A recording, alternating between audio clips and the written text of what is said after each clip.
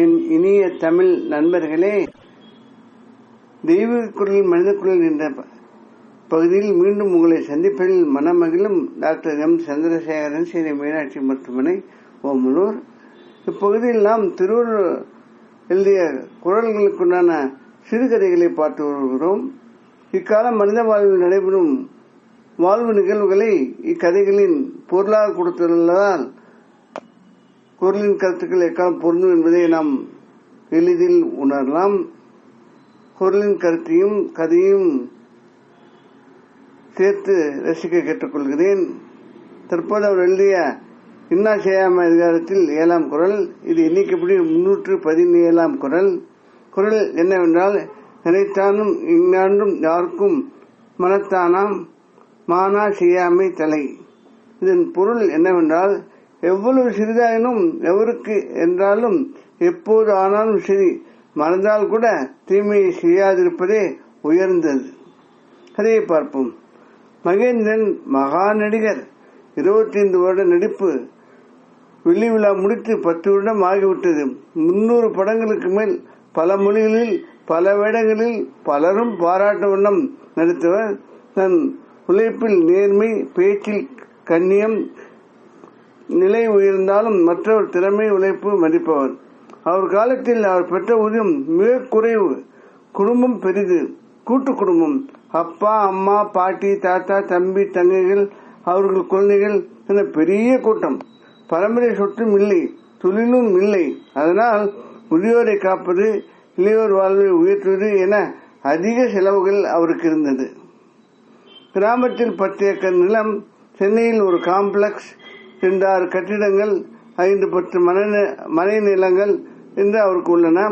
Car ராசியான car என பழைய மாடல் காரை வைத்துள்ளார். இப்போது அடிப்படை பொருளாதார பிரச்சனைகள் கிடையாது. ஆனால் நடிப்பின் சிகரம் பல்கலைக்கழகம் என கூறப்பட்ட அவருக்கு நடிக்கும் வாய்ப்பு குறைந்தது. சொத்துக்களை உறவினர் பலவிதமாக பயன்படுத்துவதால் அதில் வரும் ரூபாய் கணிசமாக இருக்காது. இல்லை, கேட்டும் பெறவில்லை. வங்கி கணக்கு பணமும் சொல்லிக்கொள்ளும் அளவு அங்கு இருப்பு இல்லை. ஆனால் அவர் நடத்தும் நாடக கம்பெனியை விடாமல் ஆரம்பத்திலிருந்து நடத்துகிறார். சுமார் 50 பேர் இவரை நம்பி அதில் உள்ளார்கள். நாடக மேடைகள் குறைந்ததால் அவர்களை கடை தேற்ற அவர்களுக்கு புதிய படங்களில் நடிக்க சந்தர்ப்பம் கேட்டு இப்போதைய சூப்பர் ஸ்டார் கமலேஷ் பங்களாவிற்கு தன் பழைய காரில் வர வாட்ச்மேன் உள்ளே சென்று கமலேஷிடம் சொன்னான். கமலேஷ் புதுப்படம் பற்றி டைரக்டருடன் பேசிக் கொண்டிருந்தவர் வெளிவந்து வணக்கம் கூறி கைப்பிடித்து அழைத்து சென்றது யாவருக்கும் வியப்பு. டைரக்டரை பார்த்த மகேந்திரன் வணக்கம் சொல்ல அவரும் சொல்ல கமலேஷ் அவரை அமர வைத்து என்ன சொல்கிறார் என்று பார்த்தான். மகேந்திரன் தனியாக பேச விரும்பியதால் கமலேஷ் தன் சொந்த அறைக்கு அழைத்து சென்று மனைவி காமினியை அழைத்து இருவரும் ஆசீர்வாதம் வாங்க மகேந்திரனுக்கே வியப்பாக இருந்தது. இன்று கோடிகளில் ஊதியம் பெறுகின்ற சூப்பர் ஸ்டார் அடக்கம் பார்த்து வியந்தார். அவர்தான் தான் வந்த வேலையை சொல்ல அதே சமயம் வெள்ளித்தட்டு டம்ளரில் உணவுகள் பானம் வந்தது. கமலேஷ் மகேந்திரனிடம், சார், என்னை நினைவிருக்கும் என்று எண்ணுகிறேன். உங்களோடு நான் நடித்த 2வது படத்தில் உங்களை அடிக்க வேண்டிய கட்டத்தில் உணர்ச்சி வசப்பட்டு பலமாக அடித்து விட்டேன். மயங்கி உங்களை பார்த்து மன்னிப்பு கேட்டும் மற்றவர் படத்திலிருந்து என்னை நீக்க பார்த்தனர். நீங்கள் ஒத்துக்கொள்ளவில்லை. நடிப்பில் உணர்ச்சி முக்கியம் என சொல்லிவிட்டீர்கள். இல்லையேல் அந்த 2வது படத்துடன் என்னுடைய திரையுலக வாழ்வு முடிந்திருக்கும். அதன் பிறகும் பல படங்களில் என் உணர்வுபூர்வ நடிப்பிற்கு பல சந்தர்ப்பங்கள் வாங்கி தந்தீர்கள். துணை நடிகை காமினியை நான் மணக்க விரும்பிய போது தங்கள் குடும்ப உறவு பெண் என்னை மணக்க விரும்பியதை தடுத்து நிறுத்தி எங்கள் திருமணத்தை நடத்தி வைத்தீர்கள். காலம் கடந்தது. வருடங்கள் செல்ல செல்ல உங்கள் பிரபலம் குறைந்த போது, என் மதிப்பு உயர்ந்த போது பல தயாரிப்பாளர்கள் உங்களை தந்தையாக ஊர் பெரியவராக நடிக்க என்னை கேட்டார்கள். நான் பல காரணங்களால் புகழ் போதையால் மாற்றி வேறு பிரபலமானவர்களை போட சொல்லிவிட்டேன். மன வருத்தம் தங்களுக்கு இருந்திருக்கும். தாங்கள் தெரிந்து இருப்பீர்கள். இல்லை, தெரியாத எனக்கு தெரியாது. தெரிந்திருந்தால் கேட்டிருப்பீர்கள் என நினைத்து விட்டுவிட்டேன் என்றார் கமலேஷ். மகேந்திரன் சிரித்தார். தம்பி, இதெல்லாம் எனக்கு தெரியும். தொழிலில் இது போல பலவற்றை தாண்டித்தான் ஆக வேண்டும். அதனை பெரிதாக எடுத்துக்கொள்ளவில்லை. ஆனால் இப்போது வந்துள்ளது எனக்காக அல்ல. கவலைப்படாதே.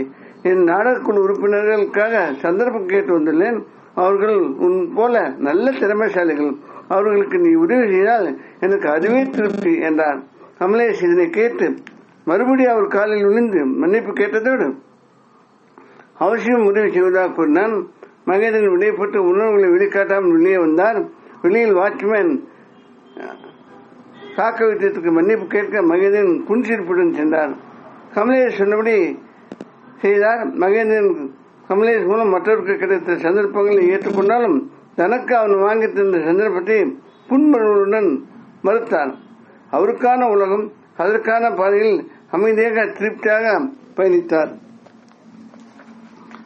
தன்னுடைய திறமையில் தன் வாழ்ந்த வாழ்க்கை ஆவும் அவருக்கு நினைவில் இருந்தாலும் வாழ்வில் மாற்றங்கள் உண்டு. அந்த மாற்றங்களை ஏற்று வாழ வேண்டும் என்ற கருத்தையும் தன்னால் முடிந்த உதவிகள் உறவுகளுக்கும் நண்பர்களுக்கும் மற்றவர்களுக்கும் செய்ய வேண்டும் என்பதில் அவர் உறுதியாக இருந்தார். இத்திறனை கதை முடிகிறது. அன்பு நண்பர்களே, நாம் பெரியவங்க சொல்லுவாங்க, ஒரு பரம்பரை வாழ்ந்தது இல்லை, ஒரு பரம்பரை கெட்டதும் இல்லை என்று சொல்லுவாங்க. ஏறக்குறைய ஒரு பெரும்பான்மையான சந்தர்ப்பங்களில் இதை நாம் காண்கிறோம். இதற்கு பல காரணங்கள் உண்டு. அதாவது ஒரு பரம்பரை நன்றாக வாழ்ந்தால் அதற்கு வந்த வாரிசுகள் அந்த நன்றாக வாழும் சூழ்நிலையை அவர்கள் தொடர்ந்து முன்னுக்கு எடுத்து செல்ல வேண்டும். ஆனால் அந்த மாதிரி சமயங்களில் செல்வத்தில் வாழ்ந்த அந்த வாரிசுதாரர்கள் தந்தை போல் தாய் போல் உழைக்காவிட்டால் அந்த பரம்பரை தன்னுடைய நிலையிலிருந்து கீழே இறங்க வாய்ப்புள்ளது. அதே மாதிரி ஒரு பரம்பரையில் ஏழைகள் இருந்தால் அவர்களுடைய அந்த செயலாற்றல் அர்ப்பணிப்பு ஆகும் அவர்களை வாழ்க்கையின் மேல் தளத்துக்கு எடுத்து செல்லும்.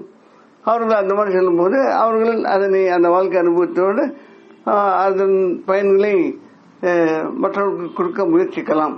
இதுதான் ஒரு மாற்றி மாறி நடந்து வருகிறது வாழ்க்கையில். இதுல நாம நினைக்க வேண்டியதுன்னா, நிலை உயரும் போது நாம் கர்வப்பட வேண்டிய அவசியம் கிடையாது. நம் கடமைகளை அப்பொழுது செய்யலாம். நிலை குறையும் பொழுது அதற்காக கவலைப்பட வேண்டிய அவசியம் இல்லை. அப்போது முடிந்த கடமைகளை செய்யலாம். இது வாழ்க்கையில தவிர்க்க முடியாத ஒன்று. அதே சமயத்தில் வசதிகள் இருக்கும்போது ஒரு சில தீமைகளோடு செய்யாமல் மற்றவர்களுக்கு நன்மை செய்ய முடியும். ஆனால் இப்பொழுது அப்படி இல்லை. வசதி உள்ளவர்கள் கூட மற்றவர்களுக்கு தீமைகள் செய்கிறார்கள். ஆனால் வசதி உள்ள போது ஒரு சில தீமைகள் செய்ய வேண்டிய அவசியம் கூட இல்லாமல் நன்மைகளை செய்யலாம். ஆனால் தற்போது வசதி குறைந்த போதும் அவற்றை பின்பற்றுவது மற்றவருக்கு உதவியாக இருப்பது என்பது அது மிகப்பெரிய ஒரு பாராட்டத்தக்க ஒன்று.